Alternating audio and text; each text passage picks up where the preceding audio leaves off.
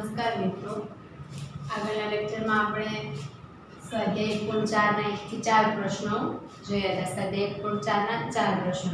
હવે પાંચમો પ્રશ્ન.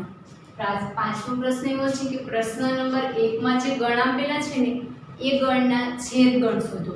પ્રશ્ન નંબર 1 શું આપેલો હતો? ગણ આપેલા હતા, ગણની જોડીઓ આપેલી હતી અને એનો યોગ ગણ શોધવાનો કીધો હતો. પ્રશ્ન નંબર 1 શું હતો? નીચે આપેલી જોડીઓના ગણના યોગ ગણ શોધો. પ્રશ્ન 5 શું કીધું છે કે આ જે જોડીઓ આપેલી છે એના જોડીઓ એની જ રાખવાની અને એના છેદ ગણ શોધવાના.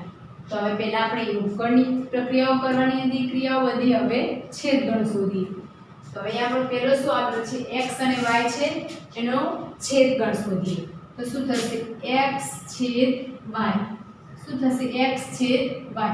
હવે યોગગણમાં તો આપણે શું કરતા હતા? બધા ઘટક આવતા હતા બંને ગણના. એના બધા ઘટક અને બીના બધા ઘટક, પરંતુ ડબલ ઘટક આવતા હતા, ફક્ત એક વખત લખતા હતા. છેદગણમાં શું થશે? સામાન્ય સભ્યો જ આવશે, એટલે કે બંને ગણમાં જે સભ્યો આવતા હશે ને એ સભ્યો જ એ છેદ બીમાં આવશે. તો હવે અહીંયા શું છે? x આપેલો છે 1 3 5 અને y આપેલો છે 1 2 3. આમાંથી સામાન્ય સભ્યો કયા છે? સામાન્ય સભ્યો એટલે બંને ગણમાં આવતા હોય એવા સભ્યો, એવા ઘટકો, કોમન ઘટકો. તો અહીંયા 1 છે, અહીંયા પણ છે. 1 બંનેમાં છે તો એ છેદ b માં 1 આવશે. તો હા આવશે, 1 આવશે. પછી શું છે? અહીંયા 3 છે તો અહીંયા પણ 3 છે, 3 પણ આવશે. હવે અહીંયા શું છે? 5 છે અને અહીંયા શું છે? 2. અહીંયા છે 5 અને અહીંયા 2. તો હવે એ સામાન્ય છે નહીં, બંને એક જેવા છે નહીં. તો કેટલા સભ્યો અહીંયા આવ્યા? 1 અને 3. કેટલા સભ્યો આવશે? 2. 1 અને 3. હવે બીજા ગણનું સુધી બીજો શું આપેલો છે? a આપેલો છે a e i o અને u, જ્યારે b આપેલો છે a b c. પેલો છે સ્વરોનો ગણ અને બીજો છે a b અને c. તો હવે અહીંયા a છેદ b શું થશે? a છેદ b. અહીંયા a છે તો અહીંયા પણ છે તો a આવશે, પરંતુ a સિવાયના બાકીના કોઈ પણ ઘટકો આમાં છે નહીં. બીજા બધા ઘટકો કેવા છે? અલગ છે. માટે આમાં a છેદ b શું આવશે? આપણો ખાલી એકલો a જ આવશે, એકલો a જ આવશે. બીજા કોઈ ઘટક એક જેવા છે નહીં. હવે આપણે x એ 3 ની ગુણિત પ્રાકૃતિક સંખ્યા છે, 3 ની ગુણિત અને પ્રાકૃતિક સંખ્યા છે. એને આપણે ગુણધર્મની રીત આપેલી હતી તો યાદની રીતમાં ફેરવી દીધું. શું બન્યું હતું? અહીંયા આપણો a શું થયો હતો? 3 6 9 12 એમ અનંત સુધી થયો હતો. જ્યારે b આપણો શું બન્યો હતો? b આપણો શું બન્યો હતો? 6 થી નાની પ્રાકૃતિક સંખ્યાઓ કઈ આવશે? 1 2 3 4 અને 5 આવશે. હવે એ પહેલામાં તો આપણે a યોગ b શોધવાનું હતું. આમાં શું શોધવાનું છે? a છેદ b. a છેદ b આપણો શું થશે? સામાન્ય ઘટક. આમાં સામાન્ય ઘટક કયા આવે છે? 3. તો આમાં 3 છે તો ક્યાં છે? 6. તો આમાં 6 નથી. 9. બાકીના તો એક પણ ઘટક આમાં છે નહીં. ખાલી કયો એક જ ઘટક આમાં છે? 3 સામાન્ય સભ્ય છે. તો શું આવશે? a છેદ b 3 આવશે. હવે ચોથો પ્રશ્ન જોઈ લઈએ. ચોથા પ્રશ્ન પણ ગુણધર્મમાં આપેલો છે અને યાદીની રીતે લખી દઈએ. યાદીની રીતે આપણે શું લખ્યું હતું? 1 આવશે નહીં, 1 થી મોટી અને 6 અથવા 6 થી નાની સંખ્યાઓ. તો 2 3 4 5 અને 6 આવશે. અને b આપણો શું હતો? b શું હતો? 6 થી મોટી અને 10 થી નાની, 6 થી મોટી અને 10 થી નાની સંખ્યા. હવે આની અંદર a છેદ b શું થશે? a છેદ b જો આ તો 2 3 4 5 અને 6 છે અને 7 8 9 છે. એ વખતે જ મેં કીધું હતું યોગગણ શોધી ત્યારે કે આ બંને પરસ્પર અલગ ગણ છે, બંનેમાં એક પણ સામાન્ય સભ્ય નથી. આમાં 2 થી 6 છે, જ્યારે આમાં 2 થી 6 નું એક પણ સભ્ય છે નહીં. 7 8 9 છે. કે આમાં 6 થી નાની સંખ્યાઓ છે, 6 અને 6 થી નાની, અને આમાં 6 થી મોટી સંખ્યાઓ છે. એક પણ સામાન્ય સભ્ય નથી. જ્યારે એક પણ સામાન્ય સભ્ય ના હોય એટલે કે આ ગણમાં એક પણ સભ્ય નહીં આવે, એના છેદ ગણમાં એક પણ સભ્ય નહીં આવે, એક પણ સભ્ય ના આવે એનો અર્થ કે ખાલી ગણ છે. ખાલી ગણ એટલે કે 5 થશે.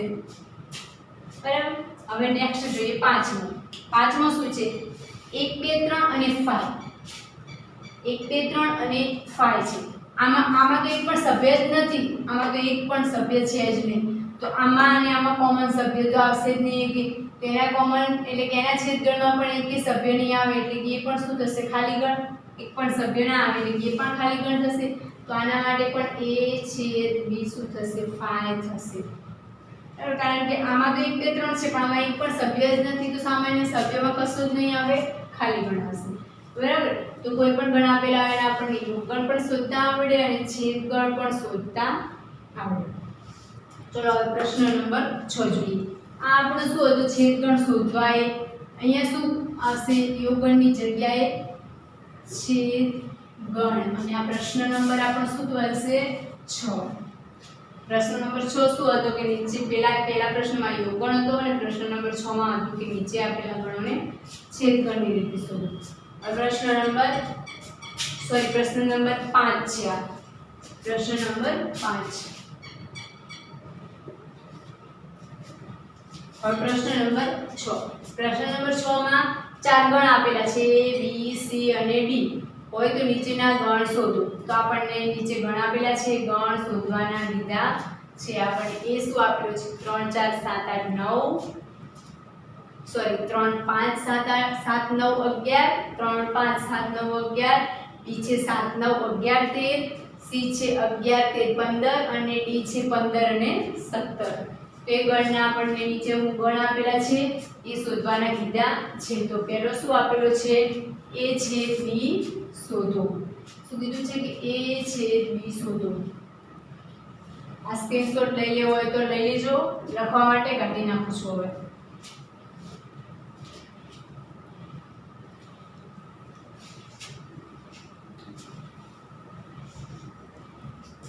આપણને પહેલા શું કીધું છે કે a છેદ b શોધો a છેદ b હવે a છેદ b એટલે કે a અને b માં જે સામાન્ય આવતા સભ્યો છેદગણ એટલે શું સામાન્ય આવતા સભ્યો એ શું આપેલું છે 3 5 7 9 અને 11 એ આપણું શું છે 3 5 7 9 અને 11 છે અને b છે કે 7 9 11 થી તો એક જેવા કયા આવ્યા સભ્યો છે 3 નથી 5 પણ નથી પછી 7 પેલામાં પણ છે અને આમાં પણ છે પછી 9 પણ આમાં પણ છે અને આમાં પણ છે અને 11 આમાં છે અને આમાં પણ છે 13 પેલામાં છે પણ આ એમાં છે નહીં બીમાં છે પણ એમાં નહીં તો કયા આવશે સામાન્ય સભ્યો 7 9 અને 11 કયા આવે 7 9 અને 11 તો આ શું બનશે આપણો 7 9 અને 11 ચલો હવે બીજો જોઈએ બીજો શું આપેલો છે કે b છેદ c બીજો આપણને શું કીધું છે b છેદ c હવે b કયો b શું આપેલો છે 7 9 11 13 અને c શું છે 11 13 15 એમાં સામાન્ય સભ્યો કયા આવ્યા 11 અને 13 11 અને 13 b માં પણ છે અને 11 અને 13 c માં પણ છે માટે એમાં શું આવશે 11 અને 13 11 અને 13 પછી નેક્સ્ટ શું કીધું છે કે a છેદ c છેદ d ત્રણ ગણ દીધા છે આપણને a છેદ c છેદ d કીધો છે તો આપણને a શું આપેલો છે 3 5 7 9 અને 11 આપેલો છે અને c શું આપેલો છે 11 13 15 તેમાંથી સામાન્ય સભ્યો કયા આવે પેલામાં 11 છે તો પેલામાં પણ 11 છે પરંતુ પાછું d માં પૂછ્યો છે તો d માં એક પણ સભ્ય છે નહીં એવો a અને c માં આવતો હોય એવો d માં એક પણ સભ્ય છે નહીં અહીંયા તો આપણને શું કીધું છે કે a છેદ c છેદ d એમાં પણ હોય c માં પણ હોય અને d માં પણ હોય એમાં પણ હોય એ c માં 11 છે પરંતુ એ d માં છે નહીં માટે એનો છેદગણ શું થશે 5 થશે ખાલી ગણ થશે અથવા તો આ બંનેનો છેદગણ શોધો a અને c નો અને એને d જોડે સરખાવો c અને d નો શોધીને એને જોડે સરખાવો તો પણ શું આવશે 5 જ મળશે બરાબર ચલો હવે નેક્સ્ટ શોધીએ નેક્સ્ટ શું આપણને આપેલો છે કે a છેદ c શોધો શું કીધું છે કે a છેદ c શોધો એ શું આપેલો છે 3 5 7 9 અને 11 જ્યારે c આપેલો છે 11 13 અને 15 ખાલી એક જ સભ્ય એક જેવો છે બંનેમાં કયો સભ્ય એક જેવો છે 11 તો એમાં શું આવશે 11 આવશે પછી નેક્સ્ટ શું કીધું છે કે b છેદ d શોધો પાંચમું શું કીધું છે આપણને b છેદ d શોધો તો b છેદ d શું થશે આપણો b શું આપેલું છે 7 7 9 11 અને 13, જ્યારે ડી આપેલો છે 15 અને 17.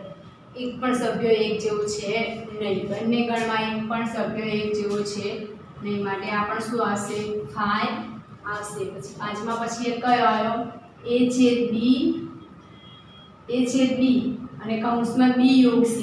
હવે આપણે આ શોધવા માટે શું કરવાનું, પહેલું આ b યોગ c શોધી લેવાનું, b યોગ c શોધવાનું, અને b યોગ c જે મળે એનો શું કરવાનું, એ જોડે છેદગણ લેવાનું. ચલો આપણે અહીંયા b છેદ c શોધીએ, સોરી b યોગ c કીધું છે, b યોગ c શોધી. b યોગ c આપણો શું થશે, હવે અહીંયા યોગગણ આવ્યો છે પાછો, આ ભૂલ ના કરતા, યોગગણ શોધતા હો ત્યારે છેદગણમાં પણ એ જ ના કરી દીધા, મિસ્ટેક ના કરતા નહીં.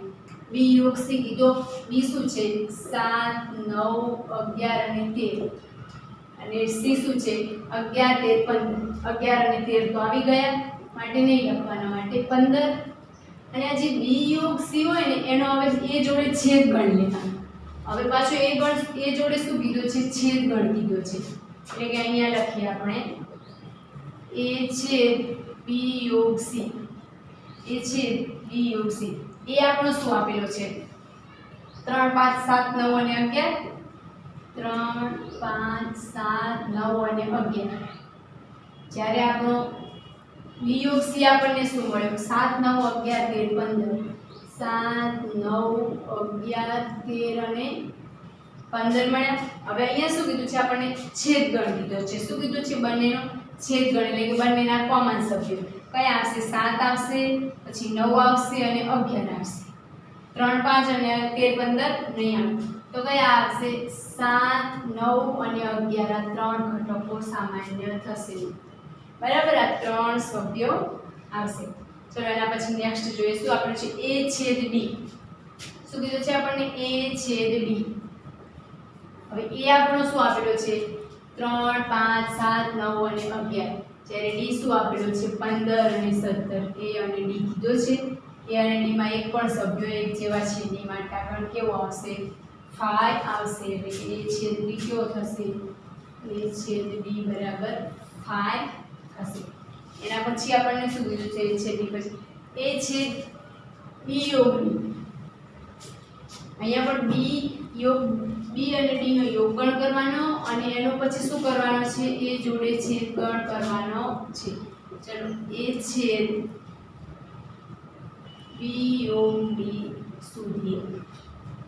ત્યાં a એમના એમ રહેવા દઈએ અને b યોગ d કરીએ. b યોગ d કરીએ. b શું આપેલો છે આપણને 7 9 11 અને 13, જ્યારે d 15 અને 17, 15 અને 17. એનો આપણે એ જોડે હવે શું કરવાનું, છેદગણ. હવે અહીં આપણે એ લખી દઈએ, એ શું આપેલો છે 3 5 7 9 અને 11, અને એનો છેદગણ 7 9 11 13 15 અને 17 જોડે કરવાનો. આ બંનેમાંથી કોમન શું આવશે, 3 અને 5 નહીં આવે, 7 9 11 આવશે. 7 9 11 વધશે આપણા, 7 9 ને 11 આ બંનેનો થઈ ગયો છેદગણ. પેલા બંનેનો યોગગણ કર્યો, એને એમને એમ રહેવા દીધું, પછી એનો જે જવાબ આવ્યો એના એ જોડે છેદગણ લઈ લીધો. એટલે કે આ પ્રક્રિયાઓ કેવી આપણને ડબલ આપી છે, છેદગણ પણ છે અને યોગ પણ છે, છેદ અને યોગ બંને છે. પછી શું છે આપણો ix, a છેદ b યોગ c, a છેદ b યોગ c. બરાબર, a છેદ b આપણે પહેલા જ શોધ્યું હતું, a છેદ b પહેલા નંબરમાં આપણે શોધ્યું હતું. શું મળ્યું હતું 7 9 11, તો આપણે અહીંયા લખી દઈએ 7 9 અને 11, અને શું કરવાનું છે, એનો છેદગણ લેવાનો છે. કોના જોડે, b યોગ c જોડે. b યોગ c પણ આપણે અહીંયા શોધ્યો હતો, b યોગ c પણ આપણે આ દાખલામાં શોધ્યો, બરાબર. છઠ્ઠા નંબરમાં b યોગ c મળ્યો તો શું મળ્યો તો 7 9 11 13 અને 15, બરાબર. 7 9 11 13 અને 15 એ આપણો b યોગ c મળ્યો. હવે આપણને a છેદ b પણ આપણને શોધી દીધો તો આપણે મળેલો હતો, b યોગ c પણ શોધ્યો હતો, એ લખી દીધા. બંનેનો છેદગણ લઈએ. છેદગણ શું મળશે, 7 છે, આ છે 9 પણ છે બંનેમાં, અને 11 પણ છે, તો આખે આખો મળી જશે આપણને આ પેલો ગણ 7 9 અને 11. અને હવે લાસ્ટ દાખલો જોઈ લઈએ શું છે 10મા નંબરનો a યોગ d છેદ b યોગ c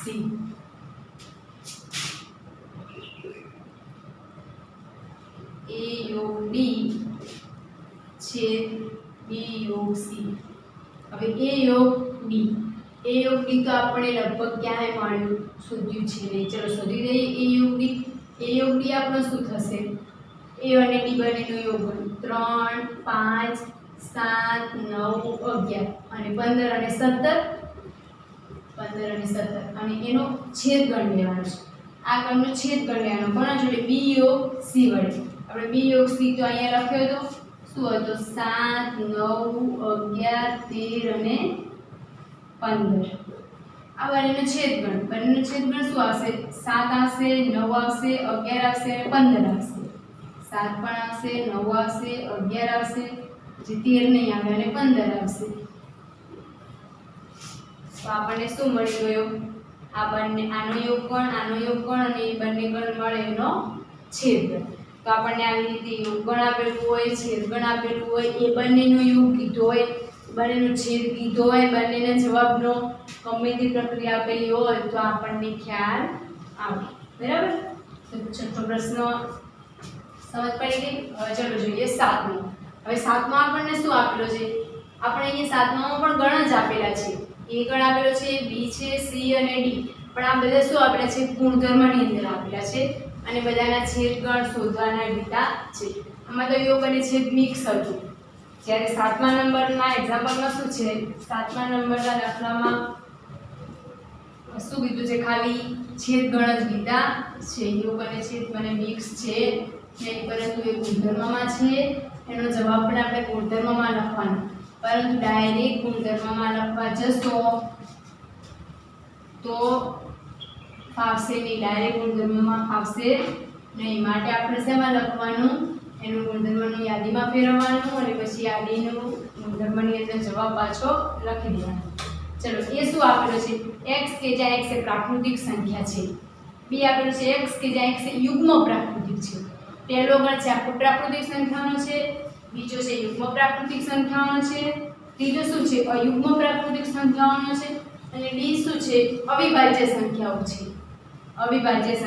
છે તો શું શોધવાનું કીધું છે a છેદ b પહેલું શું કીધું a છેદ b હવે આપણો a શું હતો અહીંયા પ્રાકૃતિક સંખ્યાઓ હતી અને b શું હતું યુગ્મ પ્રાકૃતિક સંખ્યાઓ હતી એ આપણો શું હશે અનંત 1 2 3 4 5 અને 6 એમ અનંત સુધી હશે જ્યારે b શું હશે b પણ અનંત હશે તો b કેવો હશે 2 4 6 જોઈએ a કેવો હશે 1 2 3 4 5 અનંત સુધી જ્યારે b કેવો હશે આપણો 2 4 6 8 હવે આ બંનેનો છેદગણ લઈએ તો સામાન્ય સભ્યો કયા આવશે 2 આવશે આ આવશે 4 આવશે પછી આમાં 6 હશે 8 પણ હશે એટલે કે આપણને આખું b ગણ મળશે આખું આપણને b ગણ જ મળી જશે અનંત સુધી ચાલશે માટે કે a છેદ b આપણો શું મળશે b મળશે a છેદ b શું મળશે આપણો b મળશે અથવા તો શું લખવાનું કે યુગ્મ પ્રાકૃતિક સંખ્યાઓ b ગુણધર્મની અંદર આપણને આપેલો જ છે અહીંયા બાજુમાં લખી દેવાનું બરાબર પછી બીજું શું આપેલું છે શોધવાનું શું કીધું છે આપણને a છેદ c બીજું અહીંયા આપણને એ પણ ખ્યાલ આવે કે જો આપણને a છેદ b આપેલું છે છેદગણ છે અને b ગણ આપો એમાં સમાઈ જાય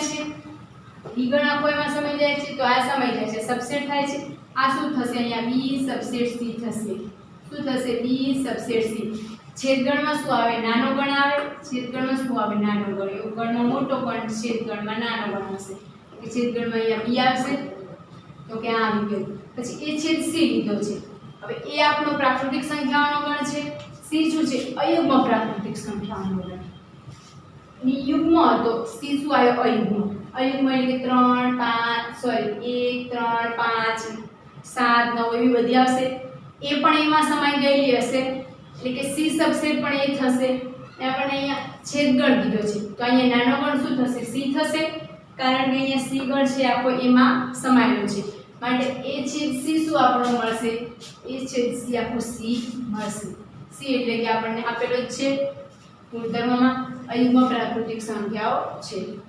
બીજું શું કીધું છે કે a છેદ d. હવે a છેદ d, હવે અહીંયા d શું આપવામાં આવેલું છે? અવિભાજ્ય સંખ્યાઓ. પ્રાકૃતિક સંખ્યાઓની અંદર અવિભાજ્ય પણ આવી જવાની.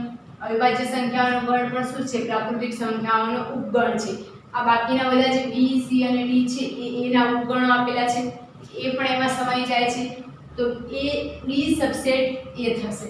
તો અહીંયા પણ બંનેનો છેદગણ શું આવશે? d આવશે. નાનો ગણ હોય આવશે. પછી શું કીધું છે કે b છેદ c.